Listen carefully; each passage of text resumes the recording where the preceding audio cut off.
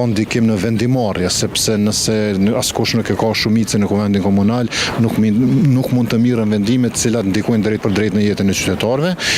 Kjo pjesa e parë në aspektin administrativ, kurse në aspektin e punëve konkrete nuk do duhet të paraqiste problem se kush janë drejtorët, nëse ka vullnet, ka vizion, buxheti ekziston. Por praktika deri tanishme me zotin Rama, qoftë ajo nga mandati i kaluar, qoftë në këtë fillim mandat, na e dëshmon që zoti Rama nuk është njëri punëve, është më tepër njëri i fjalëve dhe i ankesave.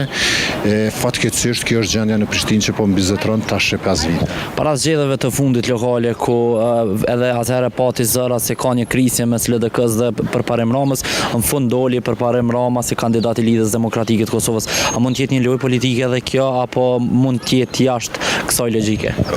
Atëherë bashkimi i tyre u bë në të përbashkëtën kundër lëvizjes vetëvendosje, sepse ishte e qartë që kandidati i lëvizjes vetëvendosje Ajrolla Çeku do ta fitonte balotazhin. Mirë, po bashkimi i LDK-s, PDK-s, Aleancës, Lidhjes për Prishtinë dhe gjitha partive të tjera në raport kundër lëvizjes vetëvendosje dhe kandidatit ton Ajrolla Çeku solli fitimin edhe të një mandati të zotit Rama. Paraprakisht çarjet mes të LDK-s u sanuan në atë kuptim që zoti Lidhja Demokratike e Kosovës nuk kishte një kandidat tjetër për ta kandiduar dhe askush nuk kishte dëshirë ta merrte kandidaturën në një situatë të tillë pas gjithë atyre telasheve që kishte shkaktuar zoti Rama me kryeqytetin. Por po e përsëris bashkimi i tyre solli edhe një mandat për zotin Rama. Kjo është e keqe për qytetin për shkak se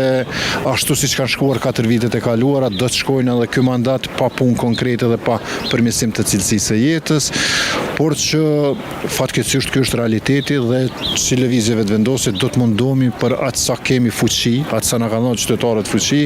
që ti luftojmë dukuritë negative dhe ti sinjalizojmë keqpërdorimet eventuale të cilat na shfaqen gjatë punës tonë. A mund të kemi një skenar komplet të njëjtë me zgjedhjet e kaluara edhe në zgjedhjet e ardhshme komunale?